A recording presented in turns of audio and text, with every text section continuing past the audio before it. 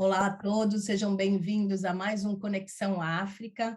Hoje eu tenho aqui duas convidadas ilustres, mulheres maravilhosas, pesquisadoras muito importantes, então vou começar falando rapidamente sobre elas e depois passar a palavra para elas poderem falar das suas histórias. Produtora de eventos gastronômicos, investigadora e empreendedora, Patrícia Durães é formada em Relações Internacionais. Ela vem de uma família de mulheres cozinheiras por tradição e, como não poderia deixar de ser, herdou também esse amor pela comida. Há anos vem produzindo eventos onde o alimento é o protagonista de experiências inusitadas e enriquecedoras. Em 2002, deixou o mundo corporativo para trabalhar com sua grande paixão, a gastronomia e a cultura alimentar. Fez parte da equipe fundadora do Oba Restaurante e há 12 anos fundou o Mogé Eventos Gastronômicos.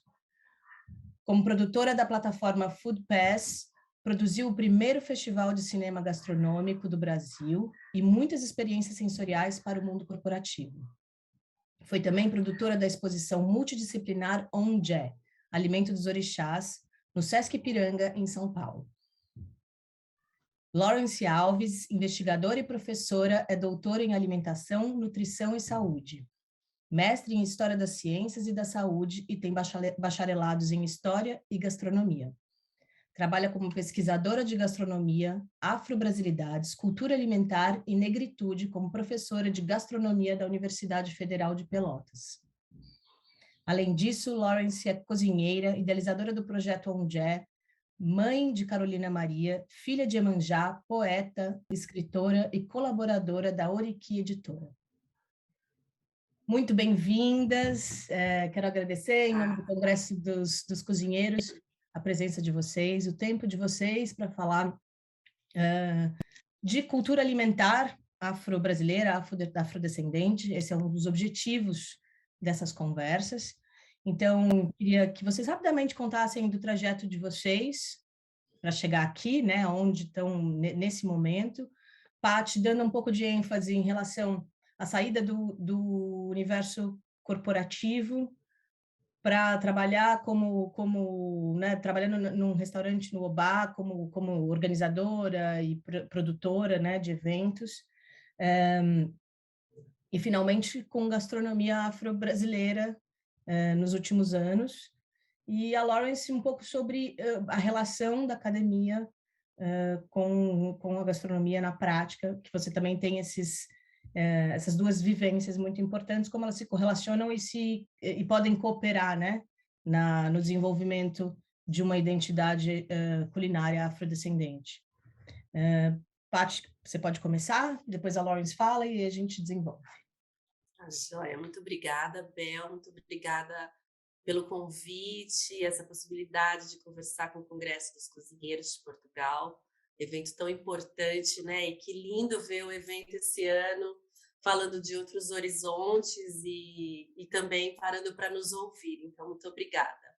Bom, o meu caminho, essa minha viagem, né, do corporativo para a gastronomia, essa viagem ela se deu há alguns anos atrás, há mais de 20 anos atrás, quando eu percebi que só ser uma profissional bem remunerada e só ter uma boa condição de trabalho e falar desse universo corporativo já não era mais o que me fazia os olhos brilhar, não me tocava mais a alma, não me trazia mais emoção.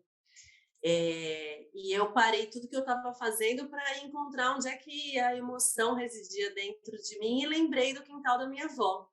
Foi bem esse o meu processo, assim, de olhar para trás para ver aquela Patrícia feliz e reluzente, e era aquela Patrícia criança no quintal da avó, envolta em festas, envolta em muita comida, em muita música, e festas que existiam porque a gente ia cozinhar.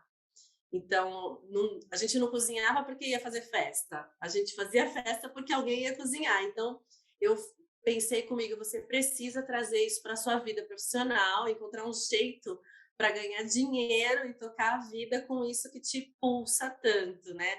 E aí mesclei as minhas formações, eu já tinha feito relações públicas, fiz relações internacionais, peguei esse amor e falei, bom, é isso que eu quero fazer da vida, para juntar tudo no mesmo caldeirão, e deu muito certo, né? Eu ultimamente venho falando que a gente tem que ter coragem de inventar nomes, né? Nomes para o que a gente quer fazer, nomes para a gente, as nomenclaturas que já estão aí padronizadas, elas só facilitaram o caminho, mas a gente pode inventar. Então, hoje em dia inventei que eu sou polinizadora de gentilezas e venho ganhando mais dinheiro como pesquisadora de culturas alimentares, né? Então eu ganho amor com a polinização de gentilezas e dinheiro com as pesquisas.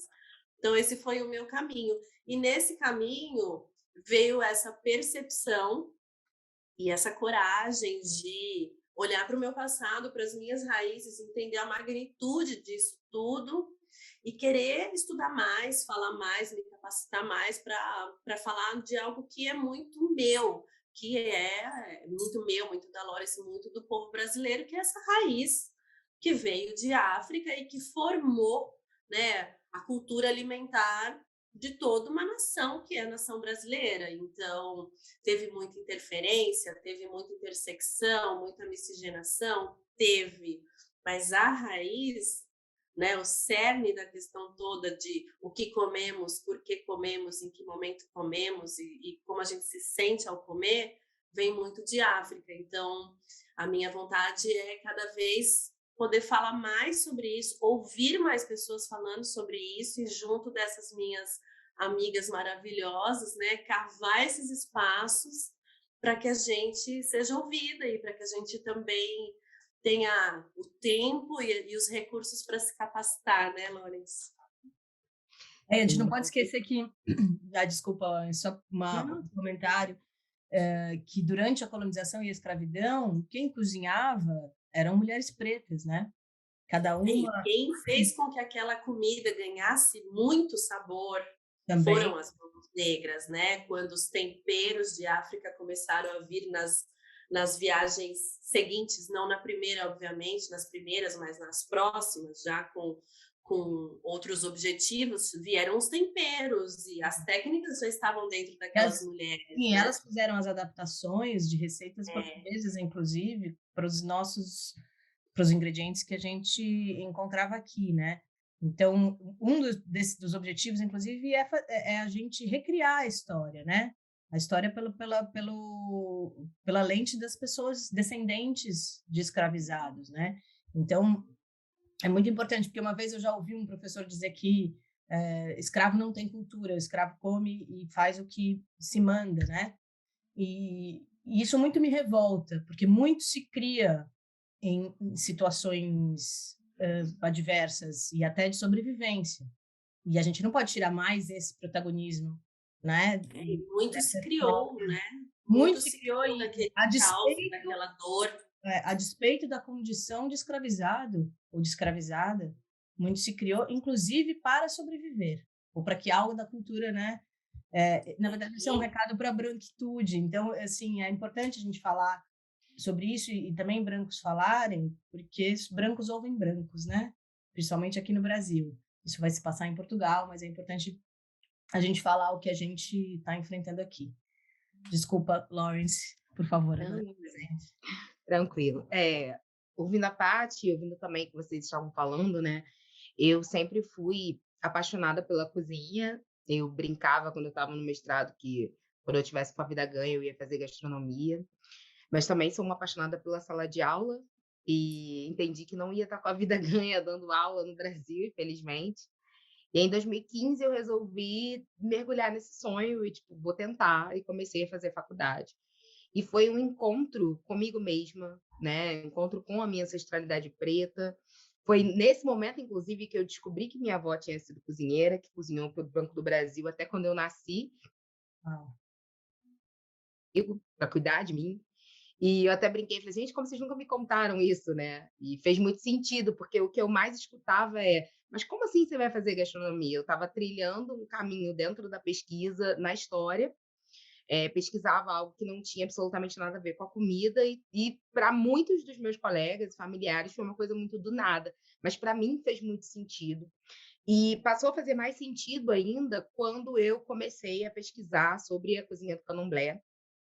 Eu sempre falo que eu cresci na Umbanda e mesmo sendo uma religião de matriz africana, ainda tem muitas vezes um olhar problemático e racista para o candomblé. Eu cresci com muito medo do candomblé, né? Tinha um discurso que se você fosse numa sessão e se manifestasse, você tinha que ficar lá. E eu cresci muito com esses imaginários. Então, pesquisar o candomblé também foi redescobrir uma conexão com as religiões de matriz africanas e descobrir que não existe, né, religiosidade de matriz africana sem comida. A importância que a comida tem, né, nesse lugar.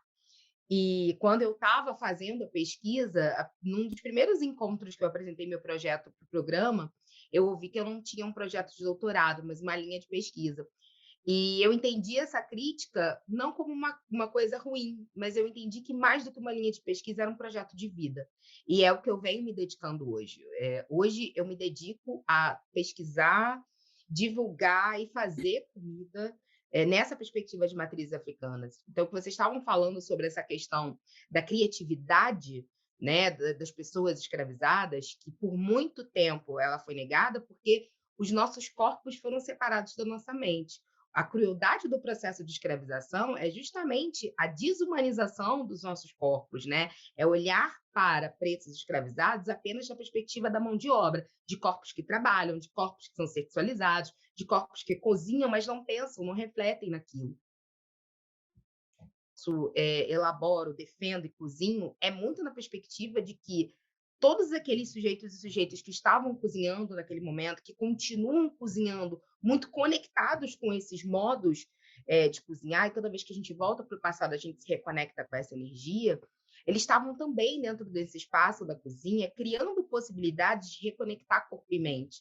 No momento em que essas pessoas olham para essa natureza, escutam essa natureza, e identificam o que é de banhar, o que é de tomar, o que é de comer. É importante dizer que se o jardim era cultuado de flores, no quintal a gente tinha os matos e a sabedoria desses sujeitos sobre como utilizar esses matos, né? A generosidade também de trocar com os donos da terra sobre os saberes desse mato, né? Os povos originários. Então, contar essa história, como você falou, numa outra chave, é permitir, num campo de disputa de narrativa, de que até esse momento que a gente tem publicado sobre cozinha brasileira é majoritariamente na perspectiva das pessoas brancas, que vão colocar o colonizador como aquele que semeou, né, todos os saberes, que fez o trânsito de todos os ingredientes. Quando a gente começa a olhar para outras fontes, né, e por isso a história, eu saí da história, mas ela nunca saiu de mim, porque é uma ferramenta muito útil para eu investigar trabalhos historiográficos, para eu me debruçar sobre documentos e tentar ouvir essas vozes silenciadas durante tanto tempo, porque eu ainda escuto hoje, 2022, de professores dentro da gastronomia, que você não pode dizer que o angu é de matriz africana porque não tinha milho na África. Então, é um convite a gente pensar no trânsito desses ingredientes, não só na perspectiva de que é o colonizador que carrega, mas que quando a gente olha para um milheto, quando a gente olha para um sorgo, a gente vê muitas semelhanças na anatomia botânica dessas plantas. E entender que existem povos que não olham para a natureza de forma utilitarista, mas olham para a natureza escutando ela, entende que essas plantas também narram e que vão conseguir ressignificar os seus modos de comer a partir desse conceito, desse contexto de diáspora, né? A partir do que tinha aqui. E se isso não é criatividade, eu não sei nem o que é. A criatividade que nasce da carestia e da dificuldade, ela é subversiva e riquíssima, porque eu sempre brinco, criar com uma abundância de matéria-prima é muito mais fácil do que na ausência dela, né? E, além da ausência disso, diante de todas as dificuldades e adversidades que o processo de escravização impôs para esses sujeitos. Sim, e que dura até hoje, né? Eu estava ouvindo a Sueli Carneiro na entrevista com o Mano Brown, aliás, todo mundo tem que ouvir, uma aula, assim, sobre racismo e antirracismo. 5 vezes. Eu estou para ouvir de novo. Saiu nocauteada. Eu saio muito nocauteada. Eu tô super, assim, ainda enebriada por essa entrevista, e aí que ela fala, e o Mano Brown também cai uma ficha também para mim, né, como parte da branquitude, que também usufruiu e usufrui de privilégios de quem, né, de privilégios dessa sociedade estruturalmente racista. É inegável dizer, né, mesmo quem, a despeito da nossa vontade, brancos que se dizem e se colocam como aliados, a gente usufrui de uma estrutura racista. E aí ele fala, nossa, mas essa questão das cotas, né, a importância da política de cotas, não só nas universidades, mas também nas empresas, na nossa vida, entre amigos, a gente pensar, e aí pensar como o Brasil foi construído e quem teve cotas se dá melhor, obviamente, né? Imigrantes brancos, europeus, japoneses que tiveram suas terras doadas pelo governo, facilidade com a documentação e todas as facilidades burocráticas, e a lata do lixo, como disse a Sueli, para pessoas pretas, né? E aí eu penso também na minha vida como branca, como a vida é mais fácil, né? Foi mais fácil para estudar, para ter uma casa arrumada, para ter uma casa, tudo com base numa classe operária, que, né, com salários mínimos e com essa estrutura racista, né, de pessoas pretas que se calam e aceitam essa condição por ser melhor do que as dos ancestrais, né? Então, é um negócio que a gente precisa falar também na gastronomia, porque é uma pessoa branca como eu digo principalmente nos países que a gente tem muitos negros na população, é muito diferente. As portas que se abriram para mim ou as portas que se abrem, né, para Lawrence ou para Patty, mas o papel que brancos podem ter nessa transformação, né, racial e nessa reparação. Então, agora nós, né, assim, só pegando esse gancho, nós, se tivermos oportunidades um pouquinho mais fáceis, a gente não está gozando de privilégio, a gente está gozando de benefício, né? Porque, assim, recentemente uma amiga me corrigiu e falou, Paty, você nunca mais diga que você teve privilégios. Você teve alguns benefícios, mas a palavra privilégio, ela nunca vai estar em conformidade com uma pessoa negra. Nunca, jamais, né? Assim, são benefícios. Benefícios de acessos, né, Paty? Acessos, exatamente. De alguma forma. São momentâneos, não tem lastro, né? Não tem lastro. Ele só me favorece, não favorece a minha comunidade, ele também não é um benefício, né? Ele é uma pequena ocorrência, né? Não, tem lastro, é um lastro da cor, né, gente? A maneira como você entra, como você é tratado pela polícia, como você é tratado num restaurante, como você é tratado no check-in de um aeroporto. Enfim, são tantas, e a gente só percebe isso quando a gente se relaciona socialmente, afetivamente com pessoas pretas. Não numa relação hierárquica, né, em que o branco está acima. Estou falando relação de igual para igual, né? Mas, enfim, agora voltando para vocês duas, eu estou falando mais hoje porque eu acho que eu vivi tanta coisa esse fim de semana aí com a entrevista da Sueli que a minha vontade é falar para pessoas brancas, para a branquitude, como a gente pode ser aliado, né, a partir da minha experiência, né? Mas eu queria que vocês falassem como a cultura, trabalhar com cultura alimentar afrodescendente pode, de alguma forma, combater o racismo, né?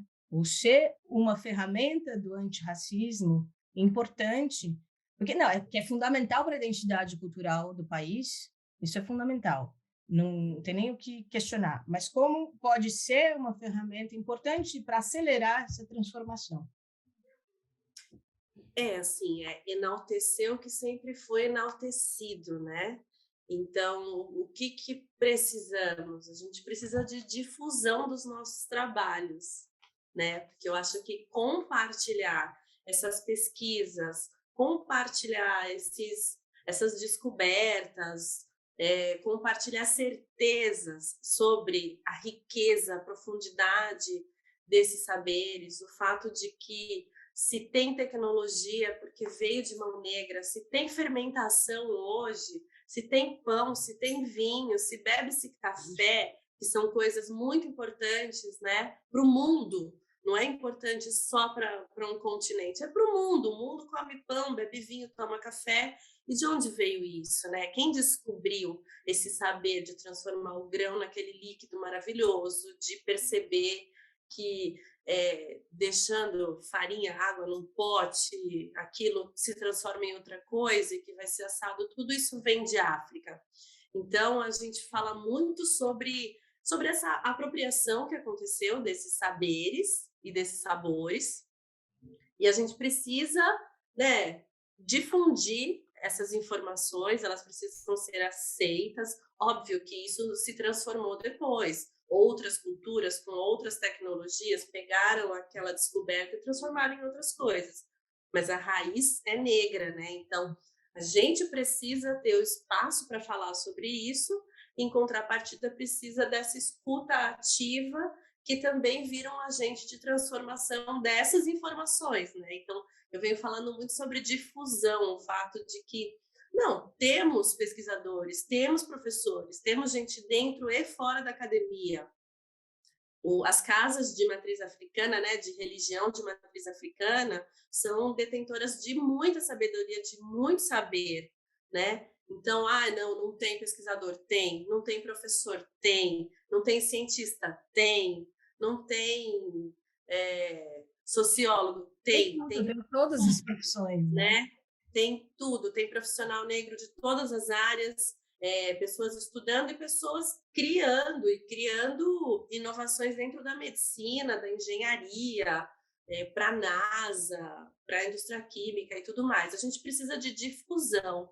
Então, os meios de comunicação precisam mudar um pouquinho a forma, inclusive, de construir as narrativas e os conteúdos, né? Acho que eu e Loris, a gente fala muito sobre decolonizar o olhar, decolonizar o conhecimento, decolonizar a forma de criar projetos. Ela pode já partir de uma ótica mais afrocentrada, mais afrodiaspórica, menos eurocêntrica na sua criação, né?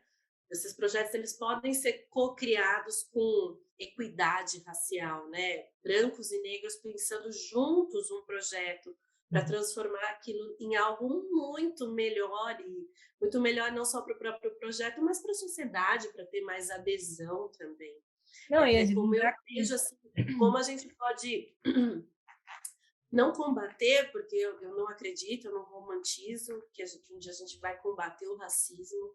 Eu tenho uma visão muito pessimista, de verdade, sobre racismo. As pessoas falam, Paty, quando isso vai acabar? Eu falo tranquilamente, nunca. Nunca. Não vai ser a geração das minhas filhas, nem dos meus possíveis netos, que vai combater. A gente vem fazendo transformações. A partir do momento em que eu acendo, que Lawrence acende, que nossas amigas ascendem profissionalmente, academicamente e materialmente também, a gente precisa de dinheiro, né? Então, assim, se as minhas filhas não precisarem trabalhar e estudar para elas o direito de estudar o que elas quiserem. Claro. Né? Agora, se tem que trabalhar, vai estudar no que dá. Não vai atingir outros patamares, né? Ana Paula Chongani fala muito disso, que sim, a filha dela é uma herdeira para poder estudar, caso queira só estudar, né? E isso é um luxo que não nos foi dado. A comunidade negra começa a trabalhar muito cedo, estuda no que dá, e depois, né, tenho eu como exemplo também, depois de 30 e tantos anos, que olha para aquilo e fala, não, mas eu acho que eu queria ter feito outra coisa lá atrás, né? Por sorte, estudei coisas legais que me permitiram fazer intersecção de tudo, mas é uma exceção, né? E colocar pessoas pretas também no poder político, né, Paty? É importante também. Dessa luta paralela, né? Ainda tem esse recorte aí, né? Que nem entramos. Se entrar nesse recorte aí, a gente vai até amanhã falando. Sim. Tem uma questão que Paty falou que eu acho que é muito importante, que é a questão financeira, que é a questão de estrutura também, né? E quando eu penso na pergunta que você colocou, né? Por que as nossas pesquisas, que os nossos trabalhos são importantes?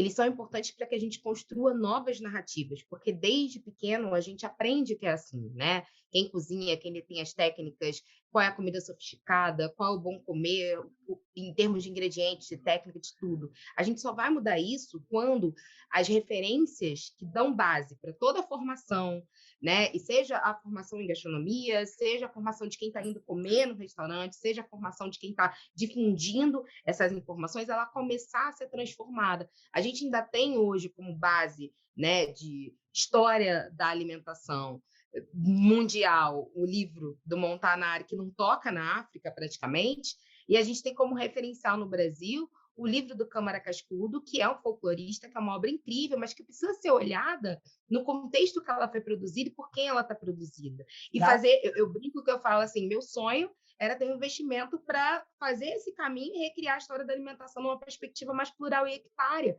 porque ali você tem uma única voz falando sobre os comeres. Vamos embora! Porque é isso, sabe? Tem muita coisa pulverizado, mas é muito difícil, porque é o que eu brinquei outro dia com a minha amiga. A gente está vendendo almoço para comer a janta.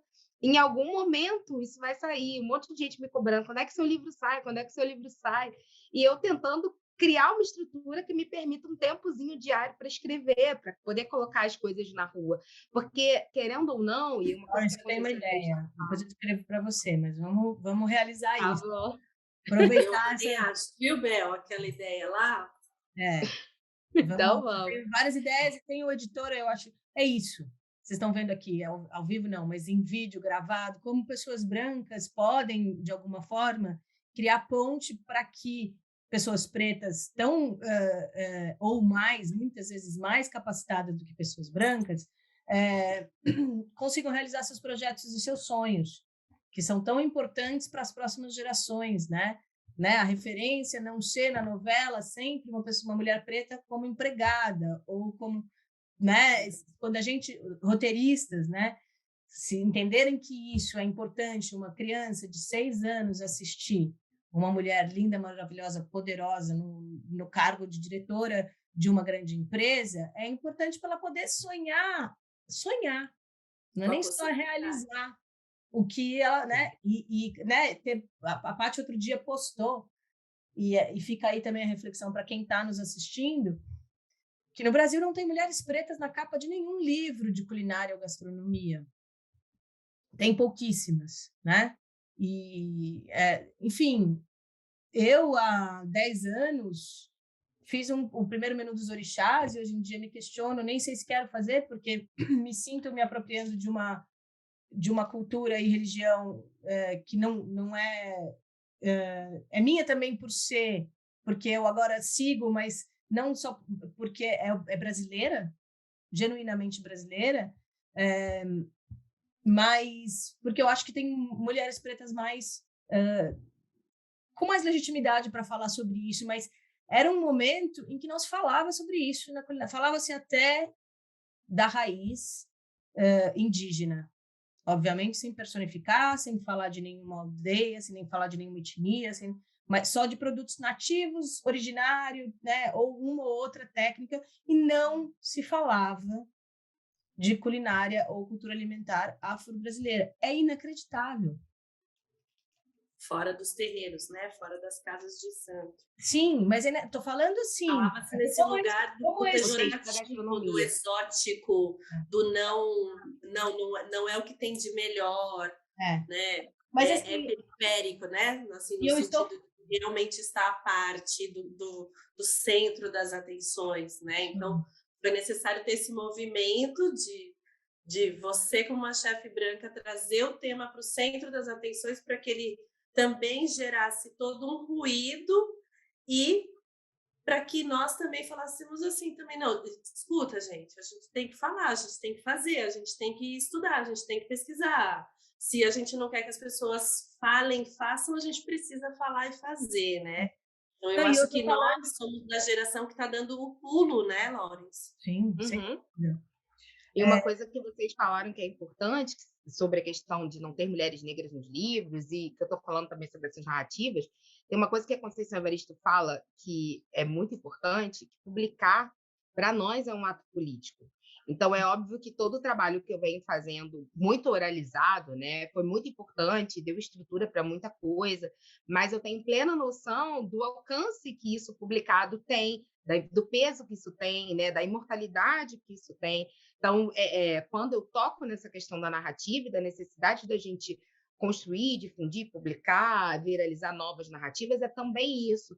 Não só no que a gente já vem fazendo, seja em empreendimentos gastronômicos, na produção de eventos, na participação de eventos científicos e acadêmicos, né? Agradecer a participação no Congresso de Cozinheiros, acho que isso aqui é fundamental. Mas é importante também que a gente tenha condições materiais para colocar tudo isso também em outros suportes, né? Que tem ainda uma importância, porque eles são usados na base da formação, e não tem. O que mais eu escuto é referências bibliográficas. E eu sempre falo, eu construo as minhas referências a partir de uma teoria, de uma intelectualidade preta, principalmente norte-americana, porque ainda as pesquisas em alimentação, dos estudos críticos de alimentação norte-americanos, né, nessa questão afrocentrada, está muito mais à frente do que a gente, mas isso também envolve ler inglês, então esse acesso de conseguir ler inglês também não é algo que chega para a gente, e também essa questão de que eu cato isso com alguns artigos que estão crescendo, pulverizando coisas antigas que a gente resgata, e então é uma construção, na verdade, de uma bibliografia, uma construção de referências que eu estou fazendo aí ao longo dos 5 anos, mas não tem nada pronto, não tem nada assim, toma, lê isso aqui, né? Precisa. Irá, bem-vindo. Eu queria, né, de novo, só para primeiro a gente se contextualizar aqui, a gente está falando de alta gastronomia, né? O Congresso dos Cozinheiros fala da gastronomia, chama os melhores chefes do mundo, enfim, e o Paulo Amado, que é um dos fundadores do Congresso, se sensibilizou quando eu falei, a gente precisa falar de África. Num continente daquele tamanho tem muita coisa para contar, é muito...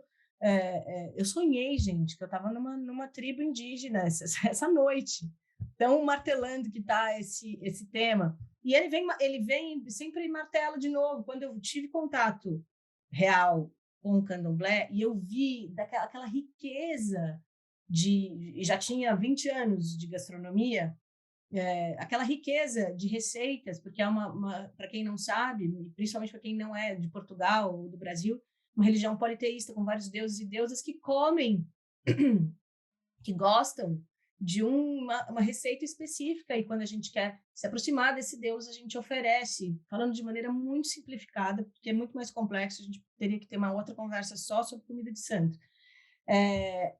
E aí, quando eu vi aquilo, eu falei, a gente é muito pobre culturalmente de não ter incorporado com a atenção que merece, o holofote que merece, feito isso até hoje. A gente aprende sobre mitologia grega e não aprende sobre mitologia dos orixás nas escolas. Isso é uma vergonha cultural, para mim. É uma vergonha, né? Tipo, num país onde 60% da sua constituição racial é negra, preta e parda. E detalhe, né?